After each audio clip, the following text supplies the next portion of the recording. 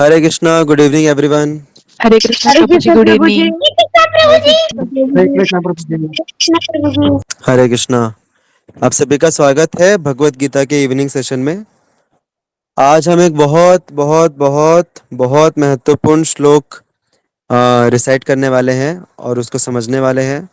ये काफ़ी फेमस श्लोका है और काफ़ी सारे हमारे जो डिवोटीज हैं वो इस उनको ये श्लोका कंठस्थ भी रहता है, याद भी रहता है। तो अगर आप में से किसी की रुचि है श्लोकास याद करने की तो फिर ये एक बहुत ही परफेक्ट श्लोका है याद करने के लिए, बहुत फेमस है। और यहाँ से एक टर्निंग पॉइंट आता है भगवत गीता के पूरे डिस्कशन में। तो कौन कौन उत्सुक है टर्निंग पॉइंट देखने के लिए? थोड़ा मैं आप लोगों का एक्साइटमेंट बढ़ा रहा हूँ। भगवत गीता 2.7 कार्पण्य दोषोपहत स्वभाव पृच्छामि त्वां धर्म सम्मूढ़ चेता यच्छ्रेयस्यान्निश्चितं ब्रूहि तन्मे शिष्यस्तेऽहं शाधि मां त्वां प्रपन्नम्। Translation. Hare Krishna. Translation. Now I am confused about my duty and have lost all composure because of miserly weakness. In this condition, I am asking you to tell me for certain what is best for me. Now I am your disciple and a soul surrendered unto you. Please instruct me. Hare Krishna. Hare Krishna. Thank you Nisha माता जी। तो देखिए यहाँ पे turning point ये है कि यहाँ से एक्चुअल भगवत गीता के जो उपदेश हैं वो शुरू होंगे। अभी तक अर्जुन अपनी व्यथा बता रहे थे और अपने असमंजस को प्रदर्शित कर रहे थे कृष्ण के सामने। और कृष्ण ने थोड़ा बहुत बोला उनको कि अरे कहाँ से तुम्हारे अंदर ये वीकनेस आ गई, ये सब बोला थोड़ा बहुत, लेकिन मेन उपदेश देना शुरू नहीं किया अभी तक। उपदेश देना शुरू करेंगे भगवान इस पॉइंट के आगे से, क्योंकि इस पॉइंट में अर्जुन ऐसा क्या कर रहे हैं कि भगवान को अभी वो विवश कर रहे हैं उनका मार्गदर्शन करने के लिए। क्या कर रहे हैं ऐसा अर्जुन? सरेंडर कर रहे हैं।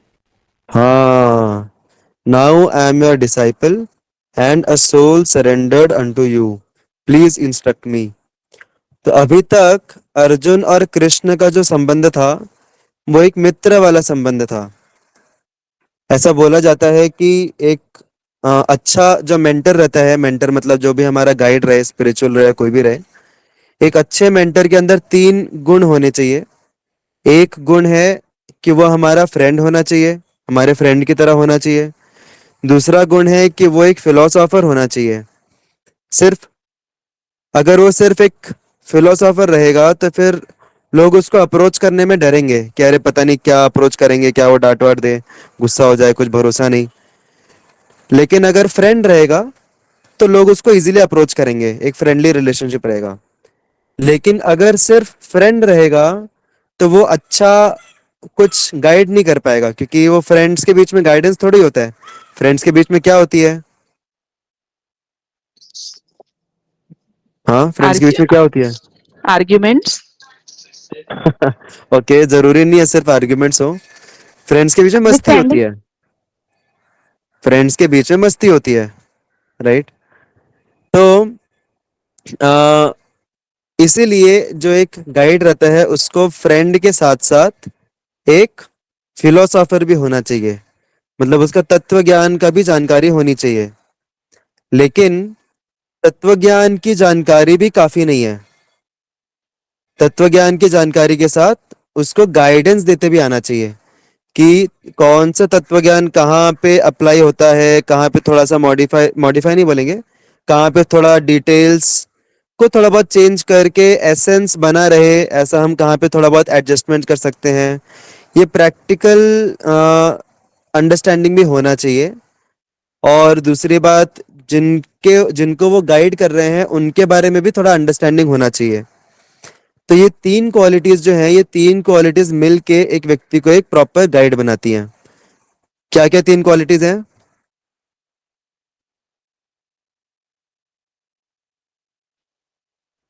क्या क्या तीन क्वालिटीज हैं? क्या क्या तीन रोल्स प्ले करने चाहिए एक मेंटर को?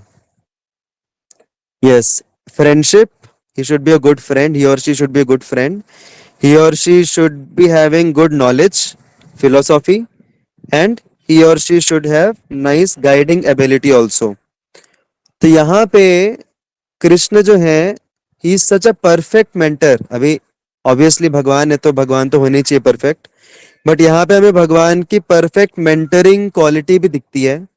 जब तक अर्जुन उनकी शरण नहीं लेते, जब तक अर्जुन नहीं बोलते कि अभी मैं क्या बोलते हैं, कार्पण्य दोषो पहत स्वभाव, मतलब ये कृपण, अभी मेरे अंदर जो कृपणता है वो मुझे कुछ कार्य नहीं करने दे रही.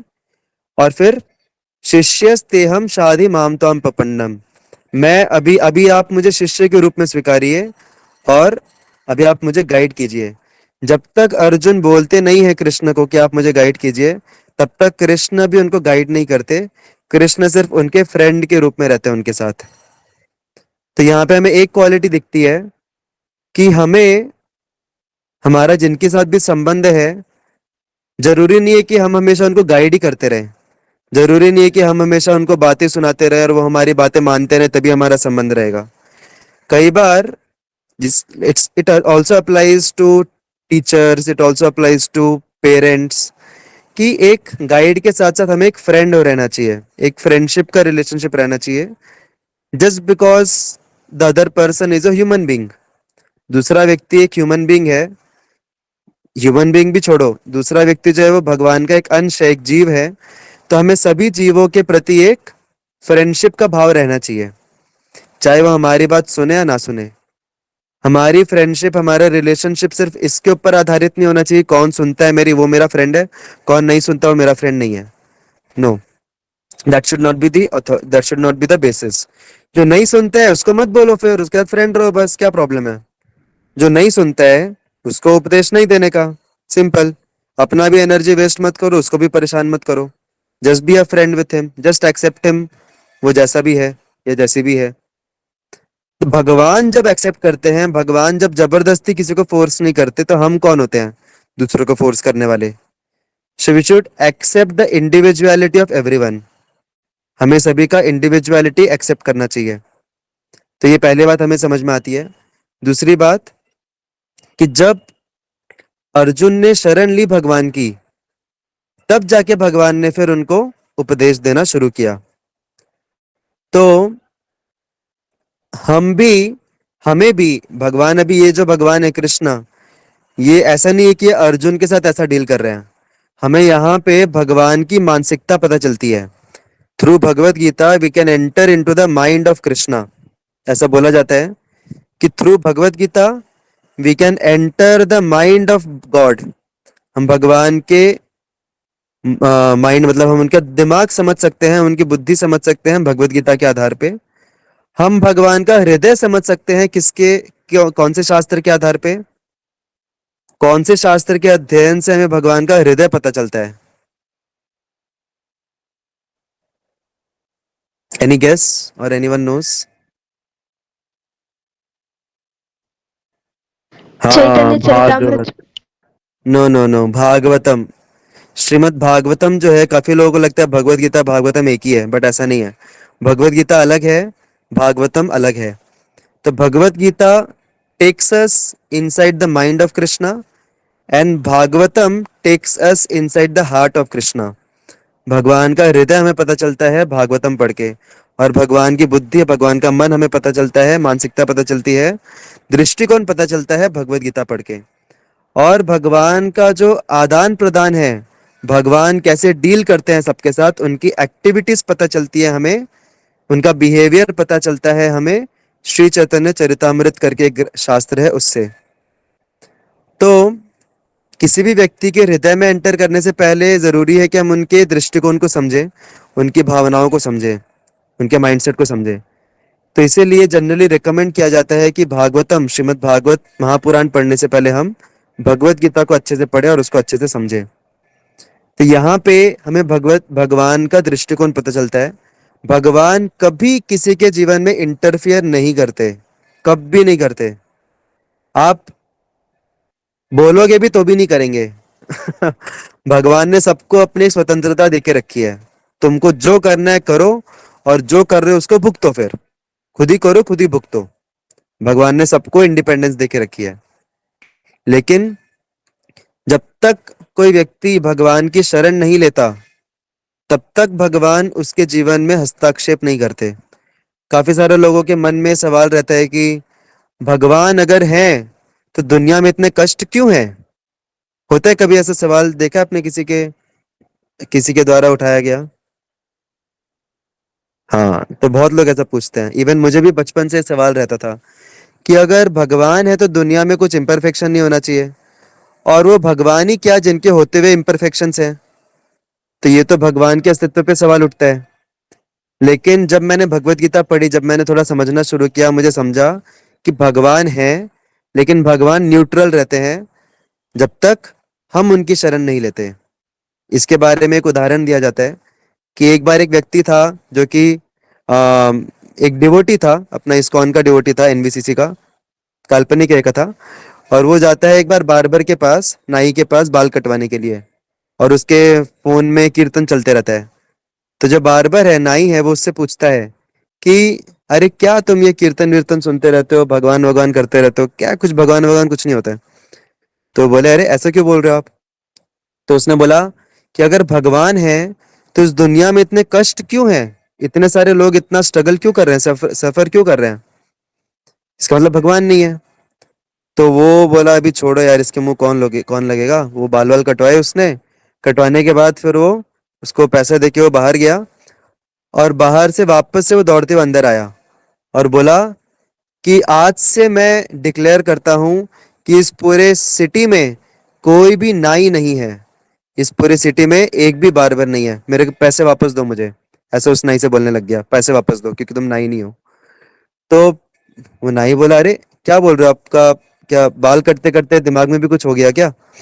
तो फिर वो बोला कि अरे भगवान नहीं, वो बोला अगर नाई है, उसने खिड़की से बाहर इशारा करते हुए देखा कि सड़क पे एक व्यक्ति बैठा था जिसके बहुत बड़े बड़े बाल थे, एक भिखारी बैठा था जिसके बहुत बड़े बड़े बाल थे।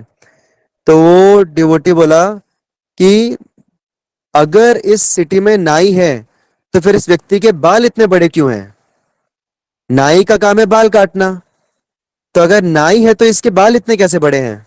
इसके बाल इतने बड़े हैं मतलब इस पूरे सिटी में कोई भी नाई नहीं है। तो अभी क्या लगता है आपको, ये जो डिवोटी बोल रहा है इसकी बात में कुछ दम है क्या? दम तो है, बट कुछ सच्चाई है क्या? अभी नाई है लेकिन फिर भी उस व्यक्ति के बाल इतने बड़े कैसे हैं? नाई के होते हुए तो बाल बड़े होने नहीं चाहिए। क्योंकि वो गया है ना। हाँ, क्योंकि वो व्यक्ति कभी गया ही नहीं नाई के पास। तो जब वो व्यक्ति नाई के पास नहीं जाएगा तो नाई क्या वो क्या बोलते हैं, कैंची पकड़ के पूरे सड़क पे घूमते घूमते सबके बाल काटते रहेगा क्या? नहीं, उसके बाद जाएगा जाएगा तो बाल काटेगा ना।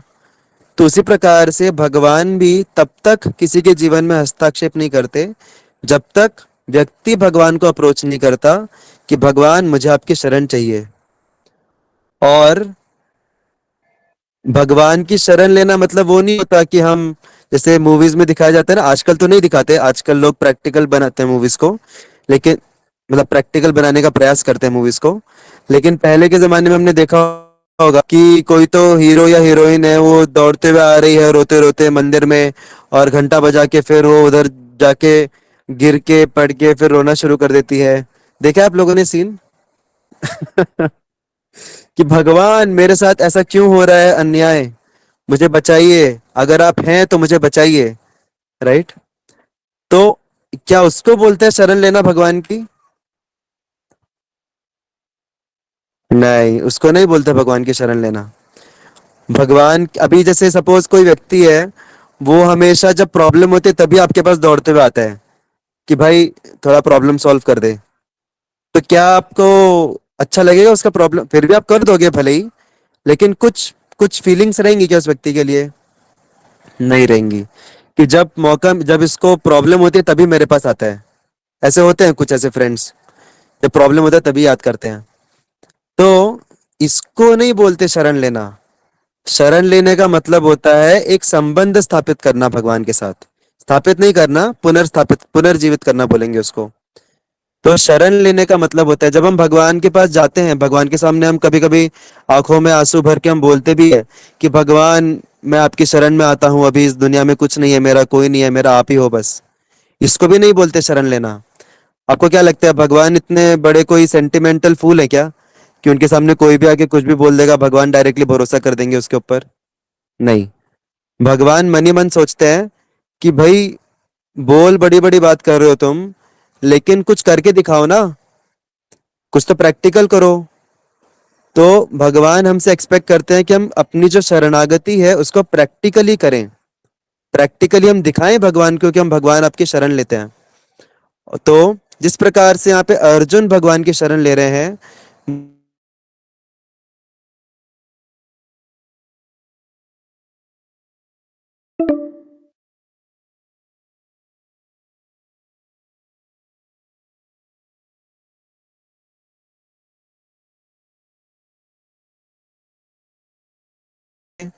भगवान एक प्रैक्टिकल एप्लीकेशन है, एक प्रैक्टिकल तरीके से आप बता रहे हैं भगवान को कि भगवान मुझे आपकी शरण चाहिए। आप में से किस किस को भगवान की शरण चाहिए? राइट। तो आप लोग इंटेलिजेंट है क्योंकि आप लोग प्रैक्टिकली भी दिखा रहे हैं। आप सिर्फ रो गा के नहीं दिखा रहे, आप लोग प्रैक्टिकली दिखा रहे हैं। So this is the practical way of taking shelter of Lord. तो अगर कोई व्यक्ति बहुत कॉन्फिडेंट है अपने कार्यों में, तो क्या हम बोल सकते हैं कि वो कॉन्फिडेंट है मतलब वो सही दिशा में ही जा रहे हैं? कई बार लोग कॉन्फिडेंटली गलत काम भी करते हैं, लेकिन इसका मतलब ये नहीं कि कॉन्फिडेंट है मतलब सब कुछ कर रहे हो वो सही है।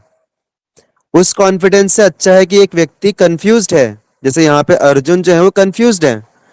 कंफ्यूज्ड है इसका मतलब क्या है?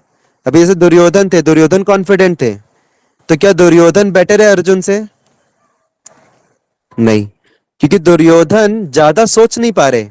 कभी कभी कम सोचने से भी व्यक्ति कॉन्फिडेंट होता है, उसको लगता है मैं जो कर रहा हूँ, मेरा जो पर्सपेक्टिव है वही सब कुछ है, और वो कॉन्फिडेंटली गलत काम करता है।